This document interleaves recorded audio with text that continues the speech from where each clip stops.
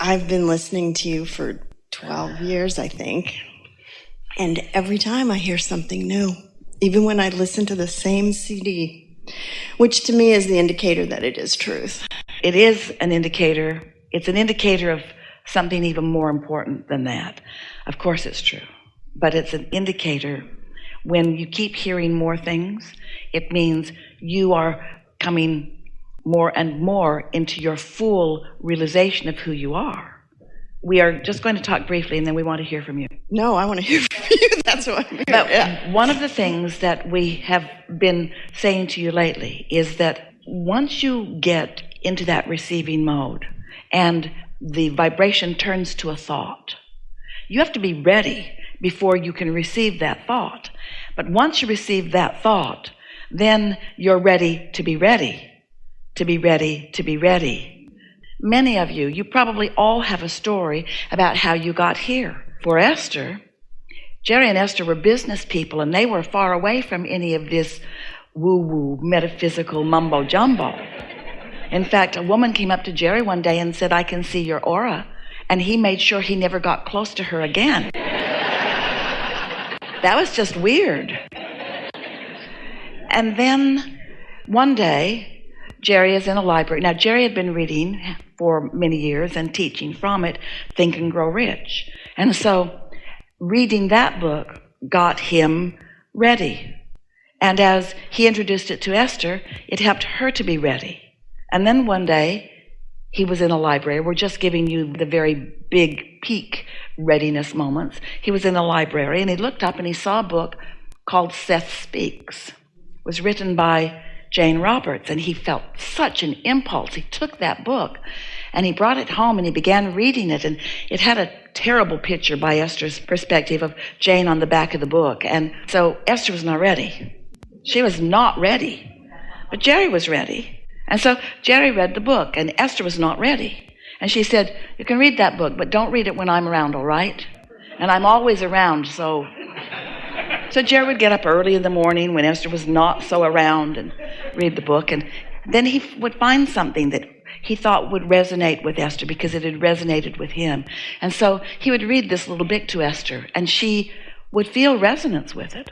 She wouldn't be able to say, "I'm ready," because she didn't even know what that was about, but she was more ready. And so eventually he was reading more and more and more, and it was making some sense, was talking about some of these same things.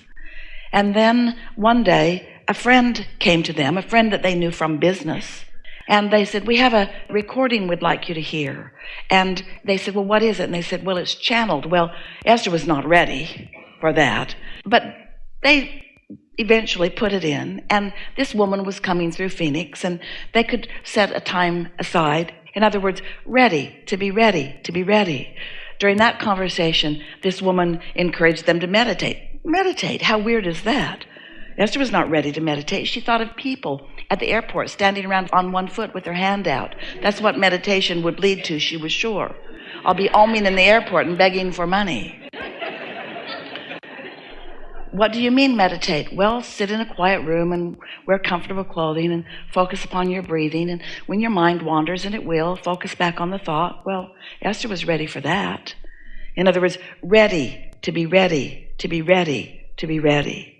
And so when you realize that your inner being knows what you're ready for and is always giving you those impulses for what you are ready for, then one thing just leads to another and to another and to another.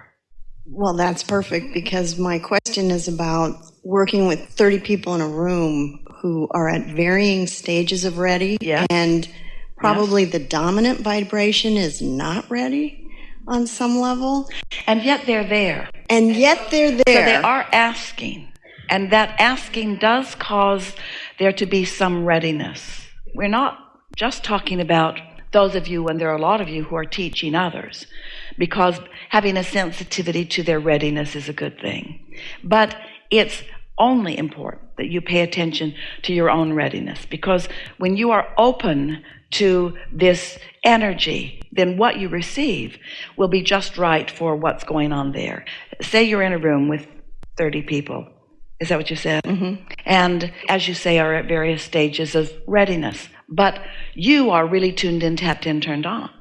Because you know what it feels like to feel exhilaration. You know what it feels like to feel clarity rather than confusion. You have been meditating. You are in that place where you are in the receiving mode. And don't you find yourself, once you begin, that what flows to you and through you is beneficial in lots of different ways? It's not like you consciously know. Esther will say about her experience of allowing us to flow through in order to talk to you or to reach to you or to answer you or to find you and feel you, that she says, I never get the backstory. I never really know. I only hear it as it's coming, because inner being knows. Your inner beings are there knowing. In other words, it's a wonderful thing when you get into this vibrational reality where all of the questions are understood and all of the answers are understood and all of the problems are understood and all of the solutions are understood. And then to the degree of your readiness, you receive your answer or your solution, you see. But if you force an answer or a solution to someone who's not ready for it, they're going to, just like in the conversation that we had earlier, they're going to put up their walls of resistance if they're not ready. Think about it. If you ask someone to do something before they have enough information that they feel inspired to do it, don't they always say no? And you do too. And so it really is about you being in the receiving mode, and then once in the receiving mode, then others may or may not be, but that's not ever your job, because there is no law of assertion. There is only a law of attraction. And so as you tune in to who you are and you begin receiving and flowing, some of them will be ready.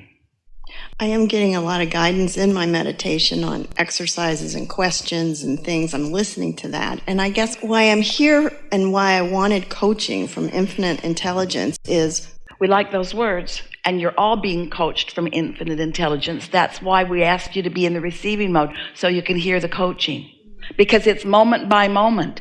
It's not the big picture. They're not going to draw out a big diagram for you so that you can see every step that you're going to take. They're just going to say, come over here, come over here, come over here, come over here.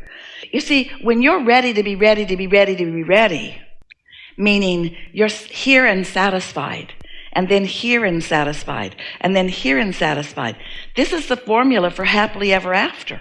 If you're ready for an idea, but then you want to jump from the idea right into the full action or activity or even words about it, very often as you make that jump, you lose your connection because you're not ready for that. And then you lose the momentum that would be there otherwise. So the key is to reach for satisfaction, to reach for as much as you can find and still feel good, and not reach beyond it. When you push yourself too far or you push others too far, so the satisfaction turns to dissatisfaction, now you've lost the momentum and you can't bridge that gap. So that's kind of the moment. That's the key moment where I can think of 3 areas of my life that really are what my heart desires more than any area. And I'm focused on an outcome that's too many steps ahead. Those are perfect words. And most are, because let's face it, let's face reality. Now let's create reality. But the reason you do that is because the tangible is intoxicating. Seeing it and hearing it and smelling it and tasting it and touching it. And also, you're really going to like this. Because of the manifestation of something, there's a lot of momentum in it, in the way that we're asking you to be ready for something you want, ready to be ready to be ready to be ready, and then when it blossoms into that full manifestation, it's so exhilarating. Esther said to us, Abraham, I know that you want me to be happy over here in the dreaming stage or in the imagining stage or in the just letting it be stage, but I have to tell you, I really, really, really like manifestations. And we know you really like manifestations, but you've got to be ready for it in order for the manifestation to happen. And so in the same way that we're asking you to be ready and ready and ready, and that momentum is ensuing, momentum is becoming more and more and more, that works with things wanted and unwanted as well. In the same way that you might start worrying about something and fussing about it, And then the more you do it, now you're talking to someone about it. Now you've joined an organization about it. And now you're blogging about it. Now you're leading the organization about it. There's a lot of momentum there. And the negative emotion is getting stronger and stronger because there is momentum in anything that you focus upon. So the key is to slow the momentum on unwanted things while you increase the momentum on wanted things. And the only way that you can do that effectively is by paying attention to the way that you feel. So if you manage to quiet your mind, here's what we really want you to hear. This is the piece that you're asking for that will make the difference for you. You're ready for this. So the reason that you like to jump into the action faster is because there's already momentum there. But you might not be ready for it, and so you can't make the jump. But it feels like a better choice to you because it's more tangible. It's more satisfying to you because there's more to see and there's more to hear and so on. But if you could meditate on Sunday morning and then get as far as you can get into the day, feeling satisfaction, and then on Monday and get as far as you can get into the day, feeling satisfaction, and then on Tuesday, what begins to happen is this absence of momentum begins to become more momentum until the momentum of the wanted is as decipherable by you than what you're seeing and hearing and smelling and tasting and touching. It begins to feel like there's this sort of magical flow where doors are opening and things are unfolding. Esther and some friends, Esther was saying, let's really get into the dreaming stages of something. Let's really get into the dreaming stages. And so she said, let's go look at real estate. And so they called someone they knew who could get access to anything in the area. And they went and looked at some beachfront property right on the beach. And, it was so nice. The surf is coming right up on their feet, and the sound of it is so lovely, and the price tag is so big. So big. So big. And so dreaming felt nice, but moving into the action felt uncomfortable. Not ready. So Esther dreamed a little more and started adding up all of her assets, and in her mind started liquidating her entire life and some future life.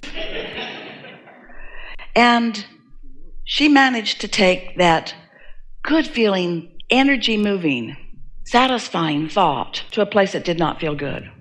Cold sweats, need a drink of water.